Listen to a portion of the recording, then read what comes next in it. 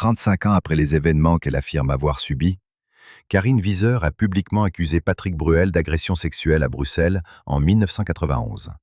L'affaire est prescrite et contestée par l'artiste, mais son récit précis et glaçant ébranle aujourd'hui l'image d'un homme que beaucoup croyaient intouchable. Le 24 mars 2026, Karine Wieser n'a pas seulement déposé une plainte, elle a déposé un morceau de vie resté trop longtemps enfermé. 35 ans après les faits qu'elle affirme avoir subis, elle a choisi de nommer publiquement Patrick Bruel, de raconter ce qui, selon elle, s'est passé en 1991 à Bruxelles, dans les locaux de la RTBF. À l'époque, elle travaillait comme attachée de presse pour l'équipe du film Comme les 5 doigts de la main. Car autour d'elle, il y avait l'agitation ordinaire des plateaux, les allées et venues, les consignes rapides, les portes qui s'ouvrent, les regards qui glissent, les artistes que l'on protège parce qu'ils attirent la lumière. Et dans cette lumière, Patrick Bruel occupait déjà une place à part. Il n'était pas simplement un comédien présent ce jour-là. Il était un nom, une voix, un homme dont la notoriété imposait une forme de silence autour de lui. Karine Wieser affirme que tout aurait commencé par des remarques, des plaisanteries à connotation sexuelle, ces phrases que l'on tente parfois de minimiser sous prétexte d'humour. Mais, selon son récit, l'insistance aurait grandi, les mots seraient devenus plus lourds, les gestes plus proches, les tentatives de contact plus répétées. Elle dit avoir senti l'espace se refermer peu à peu, comme si son refus n'avait pas le même poids que le désir de l'homme célèbre en face d'elle. Puis vient la scène qu'elle décrit comme la plus violente. Une loge, un lieu clos, un moment où, selon elle, Patrick Bruel l'aurait plaqué contre lui, aurait tenté de l'embrasser et de toucher son corps malgré ses esquives. Elle raconte avoir dit non, avoir résisté, avoir voulu sortir de cette proximité imposée. Mais son témoignage va plus loin encore. Elle affirme qu'il l'aurait ensuite entraînée dans des toilettes, aurait fermé la porte, puis aurait continué à la contraindre, à la toucher sous sa jupe et ses collants, malgré ses refus répétés. Elle dit avoir entendu cette phrase terrible, cette phrase qui résonne comme une négation de sa volonté. Elle allait aimer ça. Comment oublier cela si l'on affirme l'avoir vécu? Comment reprendre simplement sa journée quand le corps tremble encore et que le monde, autour, continue de fonctionner comme si rien n'avait eu lieu? Karine Wieser dit s'être sentie comme une proie, poursuivie, acculée, face à un homme qu'elle percevait comme décidé à obtenir ce qu'il voulait. Après les faits présumés, ce qui l'aurait hanté n'est pas seulement l'agression elle-même, mais la capacité supposée de Patrick Bruel à revenir immédiatement à la normale, à apparaître à la télévision, à sourire, à redevenir l'artiste aimé du public. La justice pénale aujourd'hui se heurte à la prescription, mais la mémoire, elle, ne connaît pas toujours les délais des tribunaux. En parlant, Karine Wieser dit espérer renforcer un dossier plus large, encourager d'autres femmes à sortir du silence et peut-être ouvrir la voie à de nouvelles plaintes. Patrick Bruel, de son côté, nie les accusations et bénéficie pleinement de la présomption d'innocence. Pourtant, une question demeure, lourde et brûlante. Que fait une société lorsqu'une parole arrive trop tard pour être jugée, mais trop précise pour être simplement ignorée?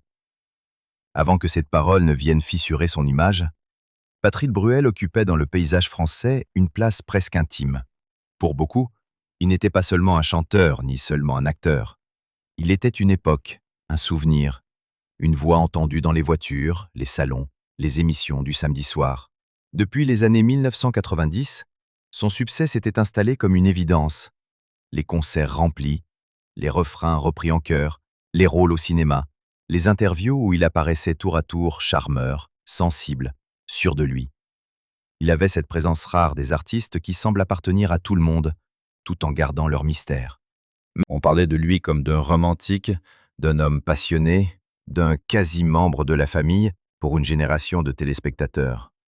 Et lorsque le public aime ainsi, il protège parfois sans le savoir, car l'admiration crée un écran. Elle adoucit les angles, elle retarde le doute, elle transforme les zones d'ombre en simples rumeurs. Patrick Bruel a longtemps incarné cette figure du Qiong Lang-tu, l'homme élégant, magnétique, capable de séduire une salle entière avec un regard et une chanson. Sa carrière ne s'est pas limitée à la scène. Il a traversé le cinéma, la télévision, les grands événements médiatiques et même l'univers du poker professionnel, où il a participé à de grands tournois internationaux. Sa vie privée, elle aussi, a nourri la curiosité. Les histoires d'amour, les séparations, les femmes plus jeunes que lui, les vacances surveillées par les paparazzis, les silences après le divorce. Tout cela formait un roman public, parfois glamour, parfois mélancolique, mais rarement interrogé sous l'angle du pouvoir. Or, c'est précisément ce mot qui revient aujourd'hui, le pouvoir. Le pouvoir d'un nom connu, le pouvoir d'un artiste que l'on veut inviter, filmer, applaudir, le pouvoir de celui qui entre dans une pièce et modifie aussitôt l'atmosphère. Certains anciens collègues ont décrit Patrick Bruel comme un homme au charisme fort, capable de dominer l'ambiance d'un plateau. Était-ce seulement du charme? Était-ce aussi une manière d'imposer sa place? Depuis la prise de parole de Karine Viseur, des internautes français réécoutent d'anciennes interviews, ressortent des phrases jugées aujourd'hui troublantes, relisent certaines attitudes avec une autre sensibilité. Des propos autrefois perçus comme de la provocation ou de la séduction apparaissent désormais, pour certains, comme des signes de contrôle ou de malaise envers les femmes. Il faut rester prudent. Le regard d'aujourd'hui ne remplace pas une preuve, et Patrick Bruel conteste les accusations tout en bénéficiant de la présomption d'innocence. Mais cette relecture dit quelque chose de profond sur notre rapport aux célébrités. Tant que l'image reste brillante, on accepte beaucoup. On excuse, on détourne les yeux, on préfère croire à la légende. Puis un témoignage surgit, et soudain tout se déplace. La chanson que l'on aimait, le sourire de télévision, la silhouette du héros populaire. Rien ne disparaît, mais tout devient plus complexe. Peut-on encore admirer sans questionner? Peut-on séparer l'artiste de l'homme quand l'homme est au cœur même de l'émotion qu'il vend? Derrière le visage familier de Patrick Bruel, une ombre s'est dessinée. Et cette ombre oblige chacun à regarder autrement ce que l'on croyait connaître. Pendant des années, les rumeurs ont circulé comme circulent les choses que personne ne veut vraiment regarder en face, à voix basse, entre deux portes, dans les loges, dans les conversations de fin de soirée. On parlait de Patrick Bruel comme d'un homme séduisant, intense, parfois difficile à cerner. On évoquait son goût pour les histoires sentimentales compliquées, ses relations avec des femmes plus jeunes, son assurance dans les milieux où il entrait déjà précédé par son nom. Rien pourtant ne semblait jamais assez solide pour fissurer publiquement l'image. Car une rumeur sans visage reste souvent un bruit de fond. Elle dérange un instant, puis disparaît derrière une chanson, une émission, un sourire. In the ancient land of Eldoria, where skies shimmered and forests whispered secrets to the wind, lived a dragon named Zephyros. Not the burn it all down kind, but he was gentle, wise, with eyes like all stars. Even the birds fell silent when he passed. Mais lorsque Karine Viseur prend la parole, ce bruit de fond change de nature. Il ne s'agit plus seulement de « on dit ». Il y a une femme, un nom, une date, un lieu, un récit précis. 1991, Bruxelles, la RTBF. Une attachée de presse, un artiste connu, une situation de travail, puis cette frontière qui, selon elle, aurait été franchie malgré ses refus. Et soudain, ce que l'on avait pu ranger dans la catégorie floue des bruits de coulisses revient avec la violence d'une scène racontée au présent. Dans son témoignage, Karine Viseur ne décrit pas seulement un geste isolé, elle décrit une progression. Les plaisanteries sexuelles, les approches physiques, l'insistance, le sentiment que personne autour n'est. Qui protège-t-on sur un plateau lorsque l'artiste est important? Qui croit-on d'abord lorsque la parole d'une femme menace la réputation d'un homme aimé du public? Et combien de silences naissent précisément de cette peur? Ne pas être cru, ne pas être suivi, ne pas être comprise. Aujourd'hui, certains médias français estiment que ce témoignage pourrait encourager d'autres personnes à se manifester après des années de retenue ou d'appréhension. Karine Viseur elle-même dit espérer que sa parole puisse renforcer un dossier plus vaste, ouvrir une brèche, pousser d'autres victimes présumées à sortir de l'ombre. Ce qui est frappant, c'est que la prescription judiciaire n'a pas étouffé l'écho public de son récit. Au contraire, elle le rend presque plus douloureux encore. Car si les faits allégués ne peuvent plus être poursuivis de la même manière, la société, elle, continue de demander « Que vaut une vérité tardive ?» Que vaut une souffrance lorsque la loi dit que le temps a passé? Patrick Bruel nie les accusations et demeure présumé innocent. Mais l'affaire agit déjà comme un révélateur. Elle met en lumière la difficulté de juger le passé avec les outils du présent, sans effacer la douleur de celle qui parle, ni oublier les garanties dues à celui qui est accusé. Entre ces deux exigences, l'opinion se tend, se divise, parfois se déchire. Les uns voient une parole courageuse longtemps empêchée, les autres redoutent une condamnation médiatique avant toute décision judiciaire. Et au milieu de ce tumulte, il reste cette image, celle d'une femme qui dit avoir attendu 35 ans pour que son histoire cesse d'être une ombre. Une ombre, enfin, qui porte un visage. Il fut un temps où Patrick Bruel semblait marcher dans une lumière que rien ne pouvait ternir. Les salles se remplissaient, les plateaux l'accueillaient, des photographes le suivaient, et son nom suffisait à créer l'événement. Dans les années 1990, il devient l'un de ces artistes que la France adopte avec une ferveur presque familiale. On connaît ses chansons, on reconnaît son timbre, on observe ses rôles, on commente ses apparitions. Il a cette manière de se tenir entre la proximité et la distance, assez proche pour que le public ait l'impression de le comprendre, assez lointain pour conserver le mystère. Sa carrière avance sur plusieurs scènes à la fois. Il chante, il joue, il parle, il séduit. Et plus le succès grandit, plus son image se solidifie, celle d'un homme romantique, ambitieux, charismatique, parfois mélancolique, toujours entouré d'une sorte d'électricité. Mais la lumière a un prix, et ce prix n'est pas toujours payé par celui qui la reçoit. Dans le monde du spectacle, une star n'est jamais seulement une personne. Elle devient une économie, un programme, une affiche, une promesse d'audience. Autour d'elle, on organise, on excuse, on temporise. Le moindre incident peut être minimisé parce qu'il ne faut pas casser la machine. Et c'est précisément cette machine qui est aujourd'hui interrogée. Si les accusations de Karine Viseur bouleversent autant, c'est parce qu'elles se placent au cœur d'une période où Patrick Bruel construisait son mythe. Il était aimé, désiré, attendu.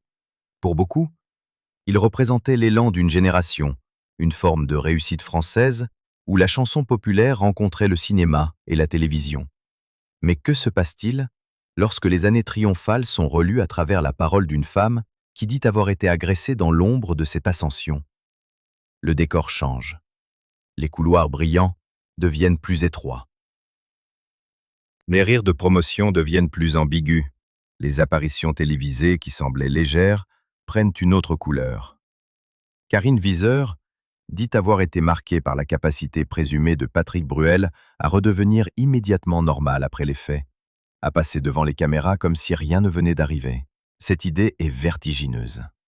Elle touche à l'une des blessures les plus profondes des victimes présumées.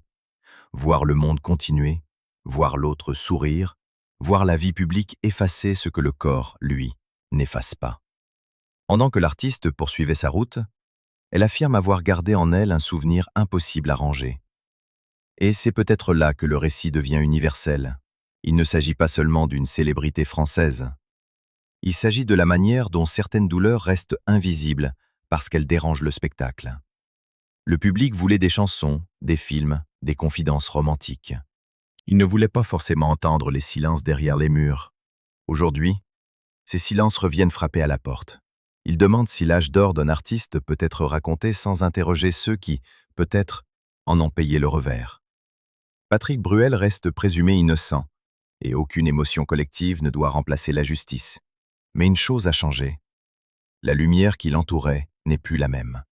Elle éclaire désormais aussi les zones qu'elle avait longtemps laissées dans l'obscurité. Il arrive parfois qu'une carrière entière semble avancer comme un fleuve puissant, malgré les pierres, malgré les remous, malgré les zones sombres que l'on devine sans jamais vraiment les nommer. Patrick Bruel a longtemps donné cette impression-là, celle d'un homme capable de traverser les époques, les modes, les polémiques, les blessures privées, sans perdre tout à fait sa place dans le cœur du public. Il y a eu les succès, les concerts, les plateaux de télévision, les films, les passions médiatisées. Puis les silences plus intimes après le divorce, les vacances guettées par les paparazzis, les nouvelles histoires observées avec curiosité, parfois avec jugement. À chaque fois, l'artiste semblait reprendre la route. Mais aujourd'hui, ce n'est plus seulement sa vie privée qui est commentée, ni son image de séducteur qui est discutée.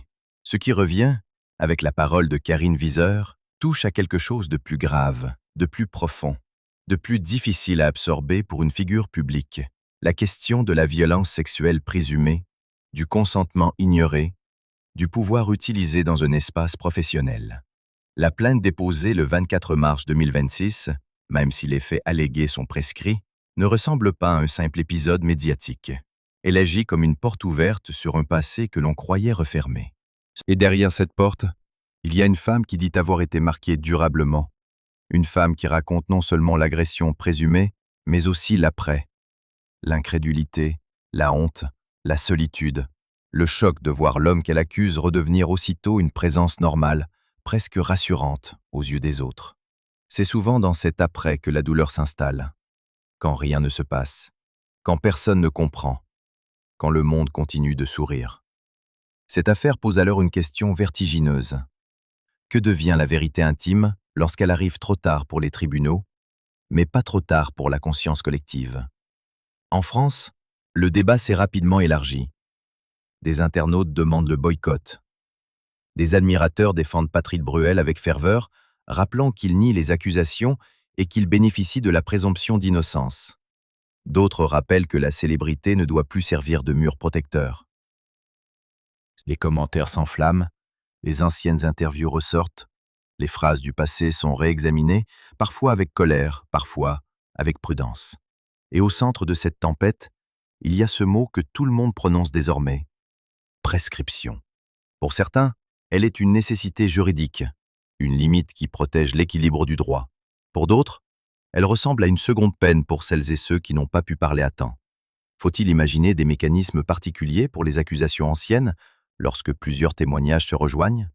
Faut-il, au contraire, préserver strictement les règles existantes pour éviter que l'émotion ne devienne justice? Le cas de Karine Viseur ne donne pas de réponse simple. Il oblige seulement à regarder en face ce que l'on évitait. Patrick Bruel, lui, continue d'exister publiquement, et cette présence choque une partie de l'opinion. Comment peut-on encore être invité, applaudi, filmé, lorsque des enquêtes et des accusations aussi lourdes entourent un nom? Mais peut-on effacer un homme de l'espace public avant une décision judiciaire? Entre ces deux questions, la société française hésite, se divise, se cherche. Et c'est dans cette hésitation que l'affaire prend toute sa force. Elle ne parle pas seulement du passé d'un artiste, elle parle de notre manière d'écouter, de douter, de croire, de juger. Pendant longtemps, dans le monde du spectacle, les secrets avaient leur propre manière de survivre. Ils se glissaient entre deux contrats, dans une loge refermée trop vite, dans un regard gêné, dans une phrase que l'on n'osait pas répéter. On savait parfois sans savoir. On entendait sans vouloir entendre. On disait « Ce sont des histoires anciennes. Il est comme ça. Il ne faut pas exagérer.